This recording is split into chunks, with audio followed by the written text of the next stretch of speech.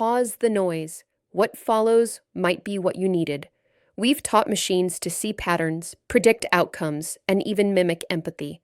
We've engineered intelligence at a scale our ancestors would have called divine. But in trying to make machines more human, maybe we've forgotten to make ourselves more humane.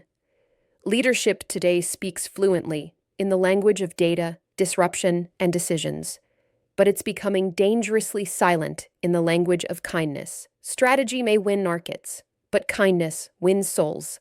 I've sat in war rooms where billion-dollar strategies were born. I've seen leaders optimize people like spreadsheets, and I've been that leader, efficient, focused, successful. But I've also seen what one quiet act of kindness can do: an unexpected pause, a gentle word, a fierce protection of someone in pain.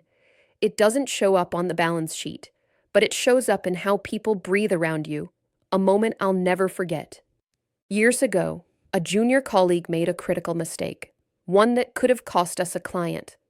Everyone expected me to react firmly, strategically. Instead, I paused. I saw the fear in his eyes, and I simply said, "Let's clean it up together. You're not alone in this." He didn't say anything then, but 2 years later, he told me that moment saved more than his job. It saved his sense of self-worth.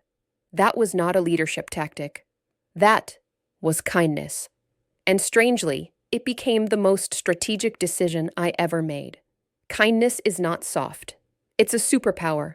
We've misunderstood it. We think it's weakness. But true kindness is intentional. It's courageous and deeply conscious. It needs emotional intelligence, the kind AI can't replicate. It needs philosophical grounding, a knowing that every human is a universe. And it demands strategic restraint, choosing presence over performance. Above all, it requires spiritual clarity. No KPI is worth more than the quiet dignity of a human soul. Here's what the machines can't do. They'll evolve. They'll outthink, outanalyze, outscale. But they won't pause to ask, how is this person really feeling? They won't see the silent tears behind strong eyes.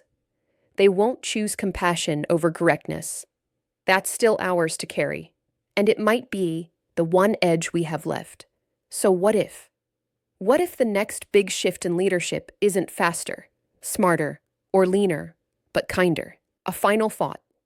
In a world teaching machines to be human, the real revolution is leaders remembering how to be.